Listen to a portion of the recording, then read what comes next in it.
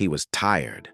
Not the kind of tired that sleep fixes, the kind that comes from trying and failing over and over again. That afternoon, he was walking home from another job interview that led nowhere. Good grades, clean records, strong recommendations, still the same answer. "We'll get back to you." Or worse, excuses that never made sense. He checked his pocket. Just enough money for dinner. Whatever remained would be for transport tomorrow, one more attempt, one more hope. As he walked, lost in thought, he heard a loud bang. A car had hit a man crossing the road. The driver didn't stop. People froze. Some shouted. Others stood back. Without thinking, he ran. The man was lying on the road, bleeding, struggling to breathe. "Sir, can you hear me?" he asked, kneeling beside him. No response. He waved at passing cars, shouting for help, but no one slowed down. So he did the only thing he could.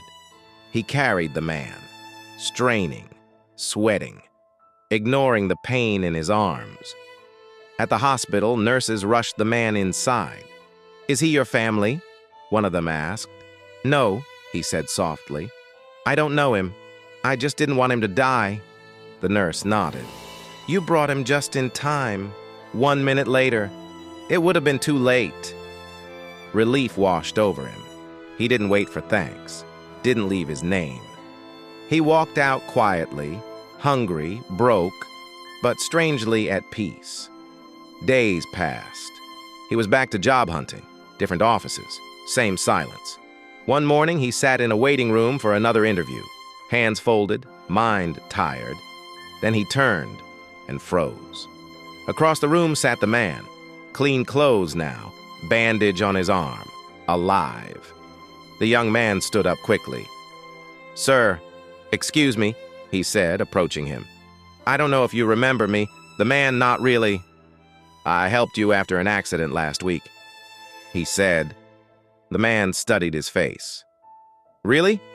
he said slowly. "Are you here for work?" "Yes, sir," the young man replied. "But you shouldn't be out yet. You need rest." Before the man could answer, a voice called his name. "Interview panel is ready." The young man hesitated. He reached into his pocket. The little money he had left, all of it. "Please," he said, placing it into the man's hand. "Get something to eat. I wish I could stay longer, but I have to go now." And with that, he walked away. The man stared at the money in his palm, stunned. Inside the interview room, the young man answered questions as usual, honest and calm, hopeful but not expectant. Then the door opened. The man from the waiting room walked in. Everyone stood. "Sir," someone said respectfully. The young man's heart dropped.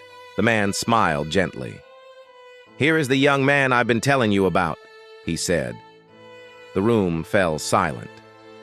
"You see," the man continued, "I own this company. I've stepped back, but I still come in sometimes." He turned to the young man. "We've been searching for you since the hospital, but fate brought us together again." He paused. "You helped me when you thought I was nothing. You gave when you had nothing left." Then he said the words that changed everything. "You're hired, not because of pity, not because of gratitude, but because we need people like you in this world. Sometimes, the moment that saves you is the one where you choose kindness instead of bitterness. And sometimes, helping a stranger is actually helping your future before you even know it exists."